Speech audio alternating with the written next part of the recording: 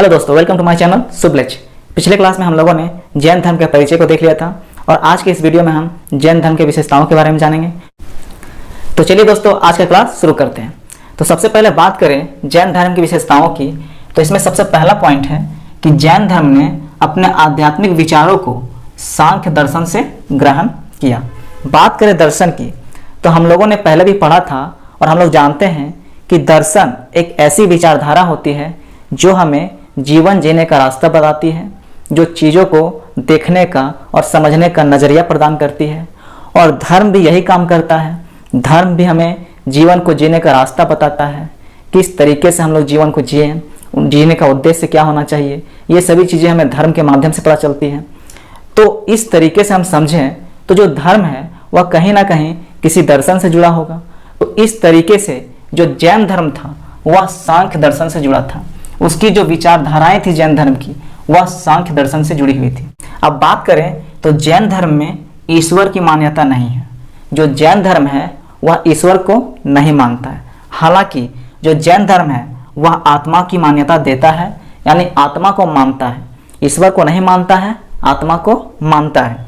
आगे बात करें तो महावीर पुनर्जन्म एवं कर्मवाद में विश्वास करते थे। जो महावीर स्वामी थे वे पुनर्जन्म में विश्वास रखते थे और कर्मवाद को भी मानते थे। तो जो जैन धर्म है वह जैन धर्म सांख्य दर्शन से जुड़ा हुआ है। उसकी जो विचारधाराएं हैं वह सांख्य दर्शन से जुड़ी हुई है। जैन धर्म ईश्वर को नहीं मानता है, हालांकि आत्मा को मानता है। और जो महावीर स्वामी हैं जैन धर्म के 24वें तीर्थंकर, वे पुनर्जन्म को मानते हैं और कर्मवाद में विश्वास रखते हैं। अब आगे बात करें जैन धर्म की, तो हमें जैन धर्म में त्रिरत्न देखने को मिलते हैं। त्रिरत्न कौन कौन से हैं?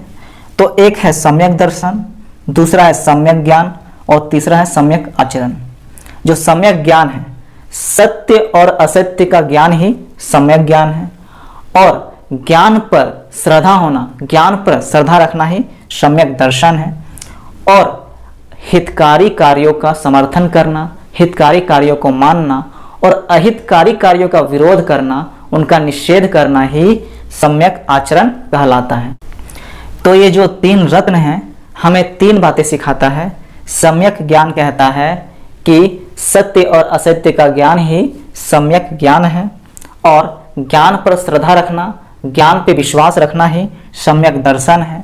और हितकारी कार्यों का करना, हितकारी कार्यों का समर्थन करना और अहितकारी कार्यों का निषेध करना, अहितकारी कार्यों का विरोध करना ही सम्यक आचरण कहलाता है। अब जो ये त्रिरत्न है तो इसे ऐसे ही प्राप्त नहीं किया जा सकता, इसके लिए भी कुछ करना पड़ेगा। तो जैन धर्म बताते हैं कि जो आपको ये त्रिरत्न है इसको प्राप्त करने के लिए आपको 5 महाव्रत को मानना पड़ेगा। 5 महाव्रत को मानना पड़ेगा। अगर जैन धर्म के ये त्रिरत्न को प्राप्त करना है तो आपको 5 महाव्रत को मानना पड़ेगा, 5 महाव्रत को फॉलो करना पड़ेगा, जिसके बारे में हम लोगों ने पिछले क्लास में भी पढ़ा था। ये 5 महाव्रत कौन कौन से हैं? तो पहला है अहिंसा, हिंसा नहीं करना। दूसरा है सत्य, हमेशा सत्य बोलना। तीसरा है अस्तेय, चोरी नहीं करना। चौथा है अपरिग्रह, संपत्ति ना रखना। और पांचवा है ब्रह्मचर्य।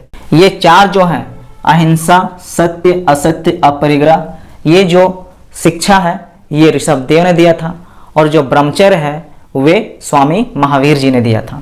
अब आगे बात करें तो जैन धर्म के सप्तभंगी ज्ञान के अन्य नाम स्यादवाद और अनेकांतवाद हैं। अब जैन धर्म में त्रिरत्न तो हमें देखने को मिला, महाव्रत भी देखने को मिला। अब एक और ज्ञान है जैन धर्म में, सप्तभंगी ज्ञान, जिसे स्यादवाद भी कहा जाता है और अनेकांतवाद भी कहा जाता है। अब सप्तभंगी ज्ञान क्या है? तो किसी भी वस्तु के बारे में समझना और समझाना ही सप्तभंगी ज्ञान कहलाता है। किसी भी चीज़ के बारे में, किसी भी वस्तु के बारे में समझना और उसे समझाना या अभिव्यक्त करना ही सप्तभंगी ज्ञान कहलाता है। अब आगे बात करते हैं तो अगला है जैन धर्म का विभाजन, डिवीजन ऑफ जैनिज्म। अब जैन धर्म का विभाजन किस तरीके से हो गया इसके बारे में हम लोग देख लेते हैं। तो लगभग 300 ईसा पूर्व में मगध में 12 वर्षों का भीषण अकाल पड़ा। तो 300 ईसा पूर्व के आसपास जो मगध एरिया था वहाँ भीषण अकाल पड़ा, 12 वर्षों का अकाल। बहुत लंबे समय का अकाल पड़ा। तो जब अकाल पड़ा तो उस समय वहाँ पे दो आचार्य, जैन आचार्य रहते थे, एक भद्रबाहु और एक स्थूलभद्र। ये दो बहुत ही महत्वपूर्ण आचार्य थे जैन धर्म के।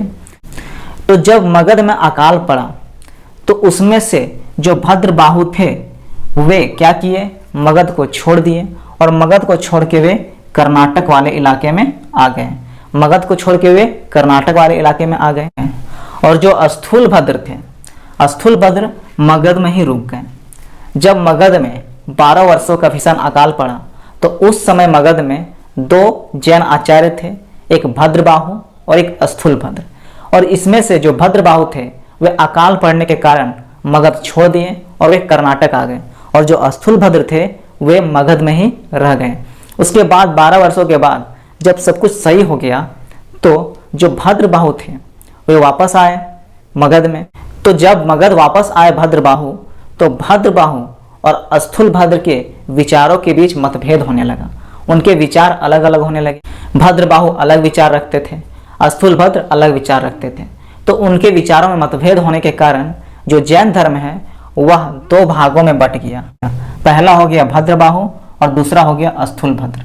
और भद्रबाहु के विचारों को मानने वाले दिगंबर कहलाए और स्थूलभद्र के विचारों को मानने वाले श्वेतांबर कहलाए, जो श्वेत वस्त्र धारण करते हैं। अब आगे हम जैन धर्म के कुछ प्रमुख तथ्यों के बारे में जान लेते हैं जिनसे सीधा सवाल एग्जाम में बनते हैं। तो सबसे पहले बात करें तो जैन धर्म को मानने वाले कुछ राजा हुए। उनमें से कुछ के नाम हैं उदायन, वध राजा, चंद्रगुप्त मौर्य, कलिंग नरेश, खारवेल, राष्ट्रकूट राजा अमोघवर्ष और चंदेल शासक। आगे बात करें तो मैसूर के गंग वंश के मंत्री जो थे चामुंड, उन्होंने कर्नाटक के श्रवणबेलगोला में 10वीं शताब्दी के मध्य के आसपास 10वीं शताब्दी के मध्य के आसपास एक विशाल बाहुबली की मूर्ति का निर्माण करवाया। एक विशाल बाहुबली की मूर्ति का निर्माण करवाया जिसका नाम था गोमतेश्वर की मूर्ति, और यह जैन धर्म से संबंधित था। तो जो मैसूर के गंग वंश के मंत्री थे चामुंड, उन्होंने कर्नाटक के श्रवणबेलगोला में 10वीं शताब्दी के मध्य के आसपास एक विशाल बाहुबली की मूर्ति का निर्माण करवाया जिसका नाम गोमतेश्वर की मूर्ति है, और यह जैन धर्म से संबंधित था। अब आगे बात करें, मौर्योत्तर युग में मथुरा जैन धर्म का प्रसिद्ध केंद्र था। जब मौर्य काल चल रहा था तो उस समय जो मथुरा था वह जैन धर्म का प्रसिद्ध केंद्र था। आगे बात करें तो खजुराहो में जैन मंदिरों का निर्माण चंदेल शासकों द्वारा किया गया। खजुराहो में भी जैन मंदिर देखने को मिलते हैं जिनका निर्माण चंदेल शासकों ने करवाया। जैन तीर्थंकरों की जीवनी भद्रबाहु द्वारा रचित कल्प सूत्र में है, यानी जो 24 जैन तीर्थंकर हैं उनके जीवन के बारे में हमें भद्रबाहु द्वारा रचित कल्प सूत्र में देखने को मिलती है। अब आगे बात करते हैं जैन संगीतियाँ। कुछ जैन संगीतियाँ हुई। संगीति का मतलब होता है मीटिंग, धार्मिक मीटिंग को आप संगीति समझ सकते हैं। जैन संगीतियाँ मतलब जैन की धार्मिक मीटिंग। तो दो जैन संगीतियाँ हमें देखने को मिलती है। प्रथम जो जैन संगीति हुई वह 300 ईसा पूर्व में देखने को मिलती है पाटलिपुत्र में, और जो इसके अध्यक्ष थे वे थे स्थूलभद्र। और जो द्वितीय जैन संगीति है वह हमें 6ठी शताब्दी में देखने को मिलती है। कहाँ पे? बल्लभी, गुजरात में देखने को मिलती है, और इसके जो अध्यक्ष थे वे थे क्षमा श्रवण। प्रथम बौद्ध संगीति 300 ईसा पूर्व पाटलिपुत्र, अध्यक्ष स्थूलभद्र। द्वितीय बौद्ध संगीति 6ठी शताब्दी बल्लभी, गुजरात, और अध्यक्ष क्षमा श्रवण। तो इस तरीके से हम लोगों ने आज के इस वीडियो में जैन धर्म को कंप्लीट कर लिया। अब हम नेक्स्ट वीडियो में बौद्ध धर्म के बारे में जानेंगे। तो आज का क्लास यहीं समाप्त होता है दोस्तों। जय हिंद।